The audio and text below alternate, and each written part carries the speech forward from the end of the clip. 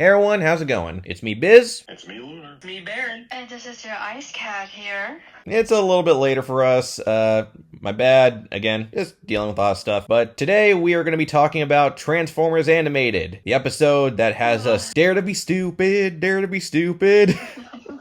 God. And one of my favorite. Yeah. And one of my favorite things that I've come to like. Yeah.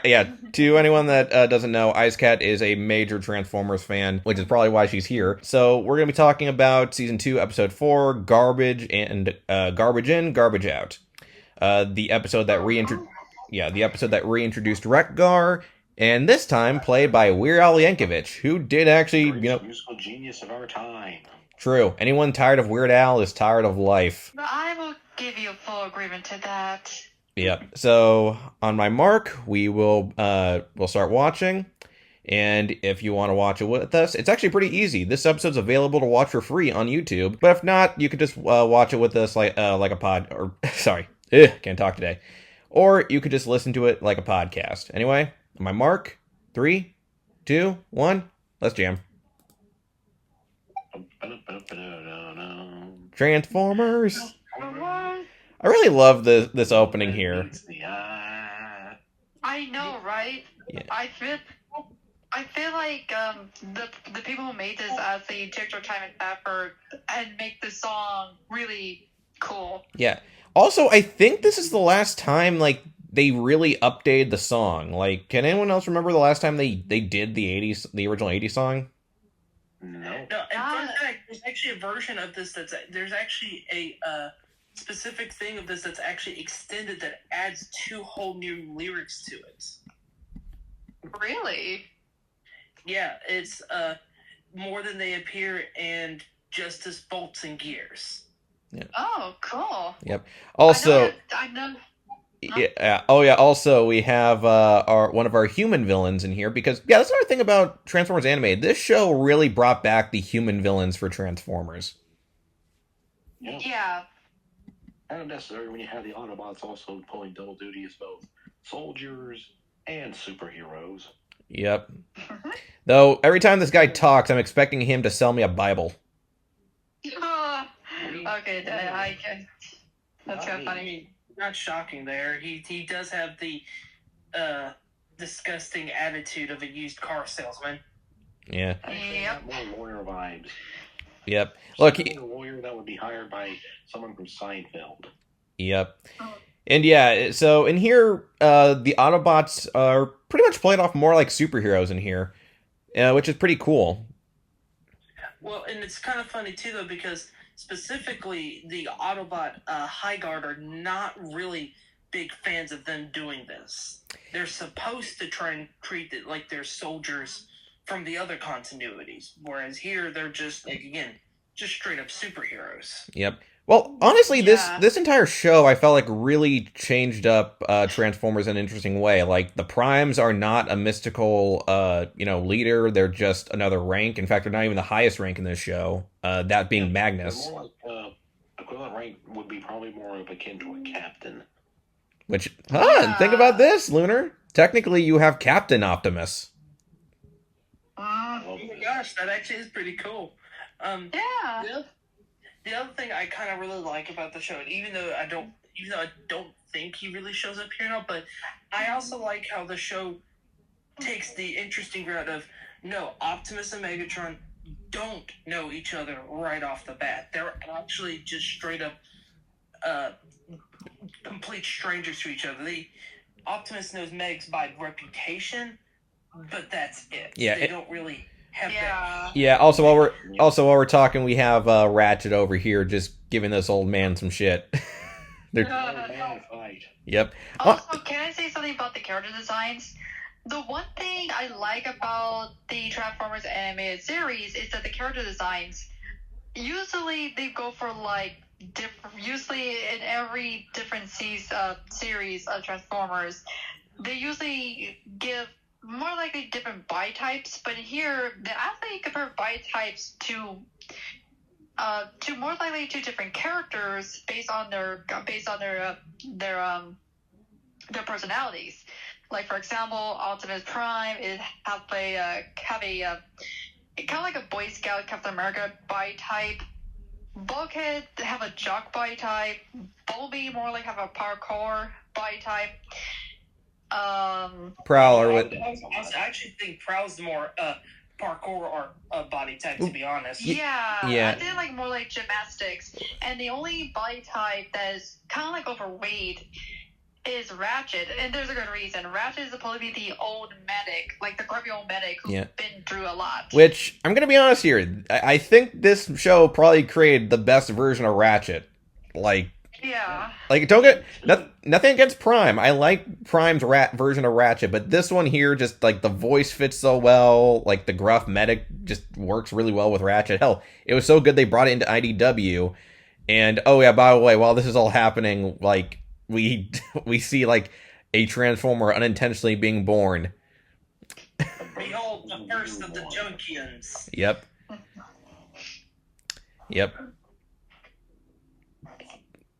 I love the fact that when they do, like, no one was able to hear that, though. Like, seriously, like, this big burst of energy is going out right now, and they can't even hear that. Or see it. Like, you see the bright light coming out of the shrouds, and yet no one, like, bat an eye or turn around and say, like, hey, what's that bright light coming from? Yeah, like, this was actually more over the top than the Constructicons were like, no, that just kind of, like, a light hit kind of really quick, and then next thing you know, they were born. But yeah, this is Wreck-Gar here, and yeah, he's kind of more played off more like a really simple soul. He has no idea what the hell is going on here. Yes, Corey Bird, one of the best Megatron voices outside of Frank Welker and David Kay. Oh yeah. Yes. Yep. And exactly. And of course, we have Lugnut here. Oh god. Yeah, which okay. I love this moment right here because you just the little eye twitch of Megatron, just that sense of Jesus Christ, don't make me miss Starscream. Please, I just got out of someone trying to assassinate me. Please don't make me beg for him to come back. And yeah, now Wreck-Gar is making a wreck of everything unintentionally. Look, the Angry Archer. The Angry Archer. Yep. Who, fun fact, was actually based on an executive at Cartoon Network. That I can see that. Yeah, maybe that's why the show got canceled. Someone got bitter. They didn't like being Most of the human villains are based on executives at Cartoon Network. Real? Okay, I am kind of curious of like who was who. Like, showing facial designs, everything, they lifted them from. They're basically characters of the executives at the time the show was on. Yep. Wait. Do you think? Do you think that we might have had one based on like Adult Swim's Mike Lazo? Okay, that would be funny. Probably. Okay, if that's the case, I'm kind of curious of which one it might have been. I kind of want it to be Meltdown. I want to think it's probably Meltdown, but yeah. So Angry Archer here has realized that unfortunately he got stuck with the stupidest Transformer in terms of brain power. Yeah. Well, G1 Grimlock. Well, he's still making it work because, hey, he's gullible. Yeah. Also, behold, Autobot's greatest foe, traffic. Yeah. I still love the fact that even though I was just saying, I love the fact even though he can transform, he still has to put the siren on. Yep. And here comes a character from the G1. Yep, the Wiki family, which, we just mentioned this earlier, but yeah, the Wiki family, they are massive punching bags in this show. Yeah. Kind of sad. Yeah. You ever think that's because of the movies? Yeah. I'm surprised because when this was out, during the time, a lot of live action Transformers movies, especially the Return of the Fallen and Revenge of the Fallen, yeah. Yeah, Revenge of the Fallen, and probably the upcoming Dark of the Moon. So yeah, the Whitfield family wasn't shown the best light. Yeah, Michael Bay. Though, by the way, I'm referring to the design of of Spike. Did anyone else kind of think that he looked a little bit like the Beyonder from Marvel? That is true. Maybe a little bit. Yeah. Yeah. Also, I just realized Archer's glove has like is really weird. Like, I don't know, maybe I missed his episode where he showed up, but like, why is his glove? Why does he have like a mechanical glove? Apparently, it's just to hold his bow a little better. It's weird though, because like there's only 3 fingers. Yeah, it's more of a catcher's mitt than an archery glove. Yeah. I think he's just too committed to the bit to change his mind. Yep. Okay, it's just kind of funny how Ratchet is taking the Wicked family to a hospital, and Ratchet's like, "What the hell is a hospital?" Oh yeah, because again, Ratchet, he's one of the most skilled medics of all of Cybertron. On Earth, he's like, oh god, Ratchet's fucking Zoidberg. I'm sorry, I don't know how to tell him. He's got the rust. Says this to a human. Yeah, and cue the incoming armored truck. Well, if that's meant to be Spike later on, he's got a fun story to hear about later on. Oh yeah, like. Also, you know, we've been. By the way, inside the back of an alien robot as an ambulance. Yep. Also, you know, we've been talking about this. We haven't really talked about Sorry, the human character of this show. Out of all of them, well, quote unquote human-ish, but that's for later. Yeah, quote unquote. Quote unquote human. But yeah, Sorry, I feel like was probably like, I wouldn't say she's my favorite like human companion in the show or in the Transformers series. I would say that honor probably would go to, I don't know, I think maybe like maybe Jack from Prime, but Sorry has like probably one of the most interesting journeys out of No, I agree on that one. For me, as much as I like Sorry and everything, I also grew up on the Unicron trilogy, and also I kind of had a flip flop of if I got lucky with good human characters or shitty ones. I was gonna say it. Who the hell throws away an entire side of beef? Someone who doesn't like beef. I don't know, someone who's dumb enough to throw away half a pizza. Also, to quote Family Guy, that is a perfectly good couch. Yeah, like I know we're doing a thing here, but I'm keeping it. I'm keeping this couch. I like how Sorry had to point out that what's going on around their situation as Ratchet complained to Bumblebee. Which I think is a pretty fun character arc for him in this episode. He's basically learning to just let go of everything, like let go of being frustrated and angry all the time. Yep. You know what? Sorry. Okay, I was just gonna say, when it comes to Wreck-Gar, like I know that they did kind of had a version of this kind of character in the comics, but is anyone else getting a little bit of Bizarro vibes from him, from how easy he's flip flopping? Because first he's working with Archer, then he decides he's an Autobot, and later in this episode he's gonna say I'm a Decepticon. I'm like, dude, like, like. Your mind. I think, well, actually, fun fact, most of the character designs or character personalities are based off of different superheroes from DC and Marvel. Yeah. So, him based off of Wreck-Gar, it's not Wreck-Gar, Bizarro? Bizarro, yeah, Bizarro Superman, kind of makes sense here. Yeah. Oh, God. The key again. Also, I kind of noticed something that I actually haven't really thought about. Wreck-Gar's head is shaped like a TV. And remember when Wreck-Gar first shows up in the movies, he was quoting like broadcast signals. Like he would quote he would quote TV and radio. Yeah, I'm like, is that like, I was wondering if that's intentional? Is that like, if so, it's really funny. And I kind of wish that we got some moments where he did that. And he just yells. Yeah. Garbage. Yep. And yeah, like, yeah. And now Lugnut's found him.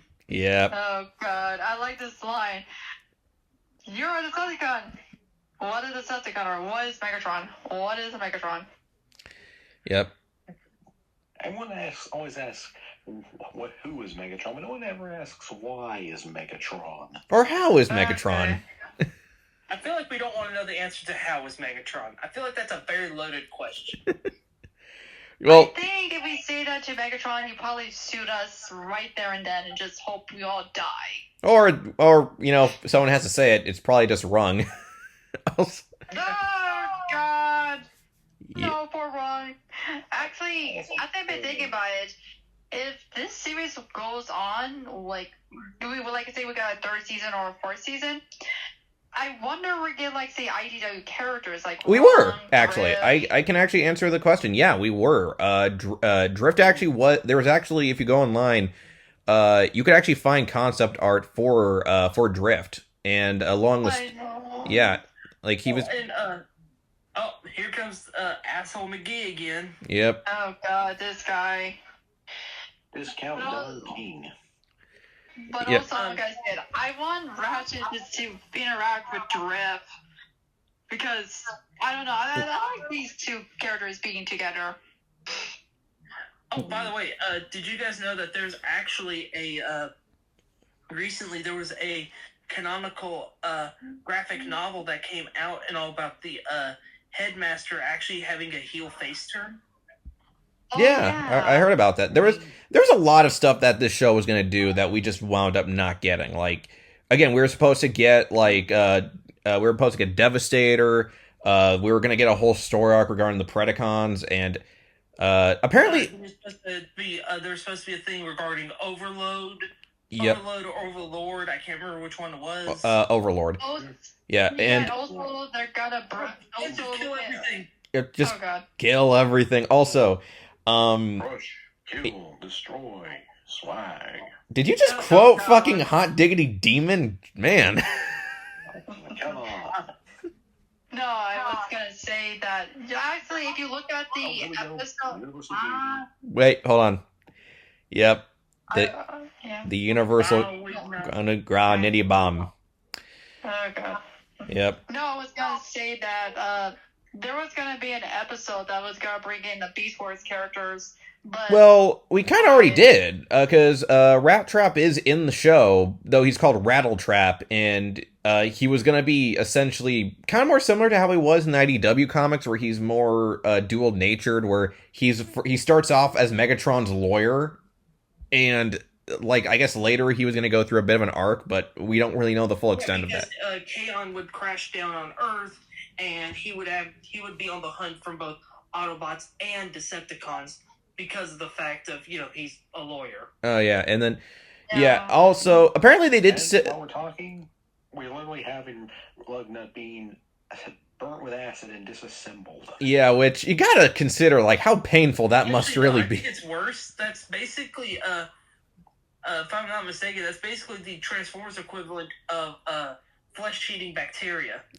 oh Yeah. yeah. Oh, by the way, the one thing though that Oh my god.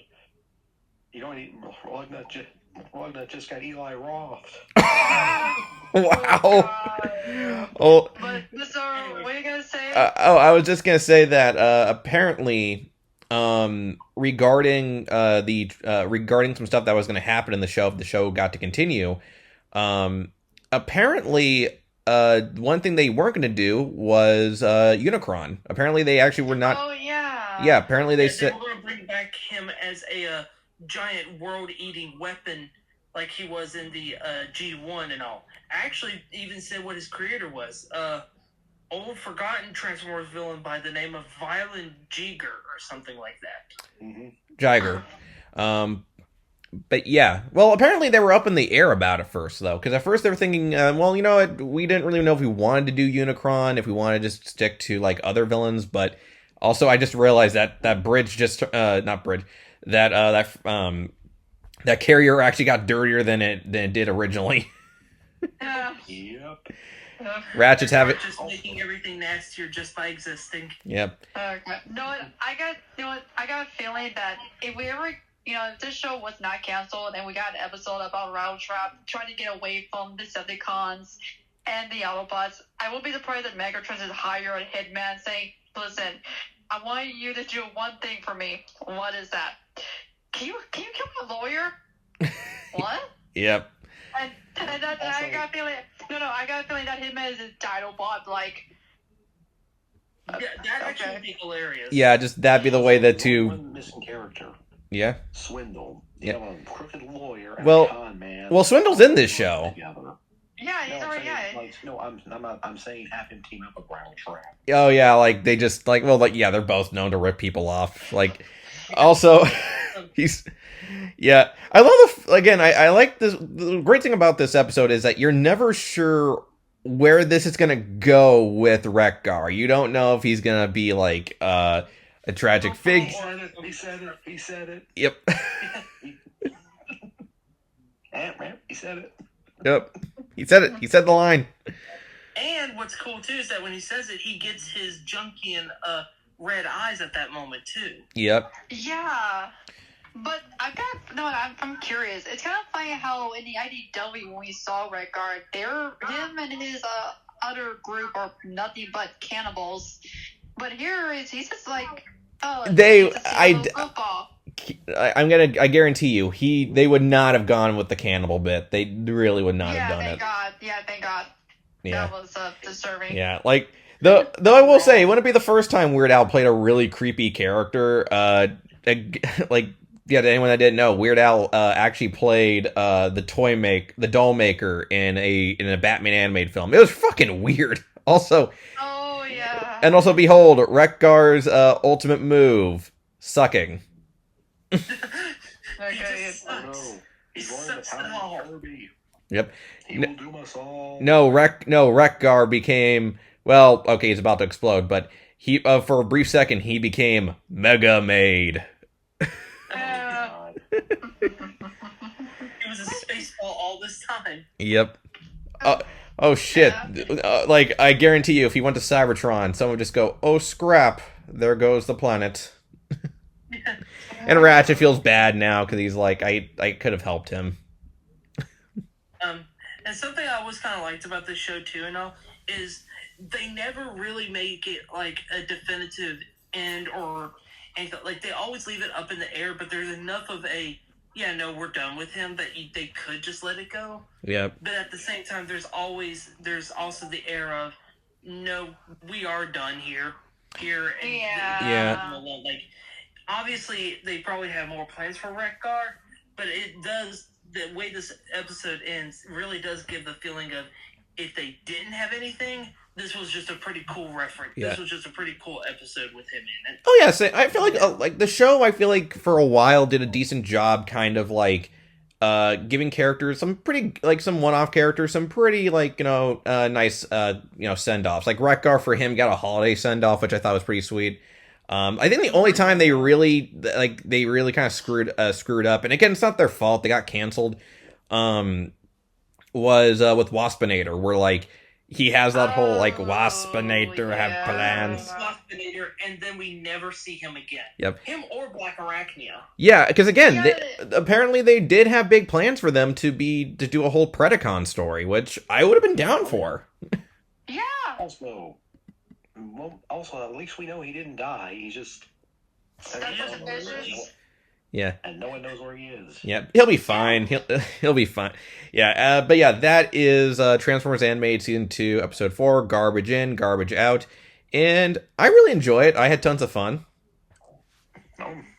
As probably the biggest Weird Al fan here, yes, I'm laying that claim. This was just a fantastic episode. And I love the fact, too, they didn't feel the need to throw in a musical number. Yeah. Given Wreck-Gar as a character, you would have thought they would have thought, okay, we probably can get over this, but they resisted the urge, and I kind of appreciate that. Though I guarantee you, if they Let everything else speak for it, really. Yeah. Yeah. Though I guarantee you, if they did like another episode with Wreck-Gar by the way, I kept saying Season 3, actually it would have been Season 4. Just realized it would have been Season 4. If Wreck-Gar showed up for that season, He probably would have actually had a musical number by that point. And though it would be more deserved because, well, he's been around long enough. Yeah. Yeah. And final thing, real quick, closing out what could have been and everything and all. Well, this one's actually kind of a little bit sad in my opinion.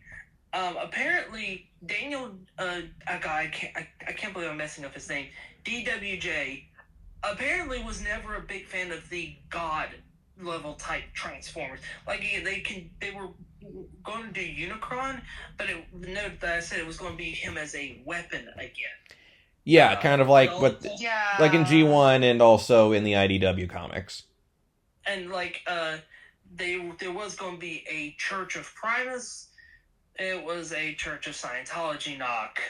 Oh, So, yeah. Yeah. Which I always found weird though, because they do all this and then have the Allspark, which is literally God, basically, kind of, maybe. I mean, like, let's be honest here. Any Transformers, you always have to go into, okay, who made them? Like, you probably go into it, and Yeah. personally, I just say go with Primus. Even if you don't want to say Primus was a god, you go, okay, an energy being wanted to make a race. Just make him an energy being if you don't want to say God. Yep. Or, well, also there was they do mention the Quintesson, so they could have also been a part of it at least too. Though. I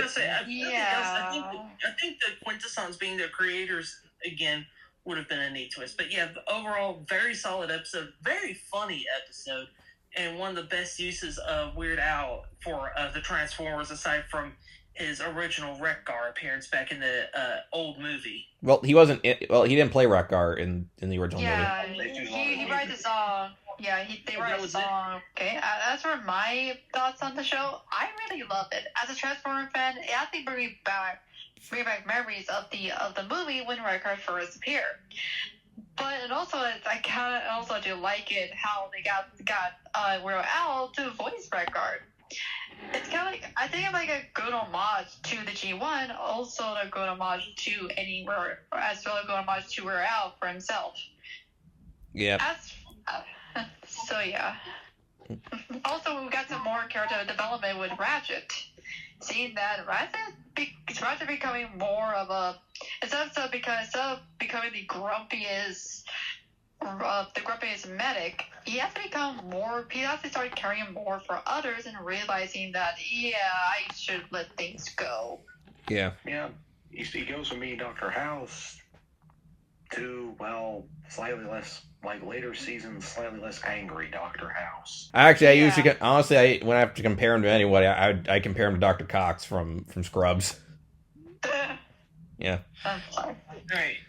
Anyway, that's it for you guys. Next time we do a commentary, we'll be diving into Fantastic Four. God, that song's gonna say. No more. God. For the next 4 months, we are actually going to be tackling the Fantastic Four. We might do a Star Wars thing in the middle for May. Again, just gotta figure that when we're going to do that. But yeah, next time, expect a Fantastic Four, well, maybe not marathon, but I guess saga. Anyway, I'm Biz. I'm Lunar. I'm Baron. I'm Ice Cat. And we'll see you later.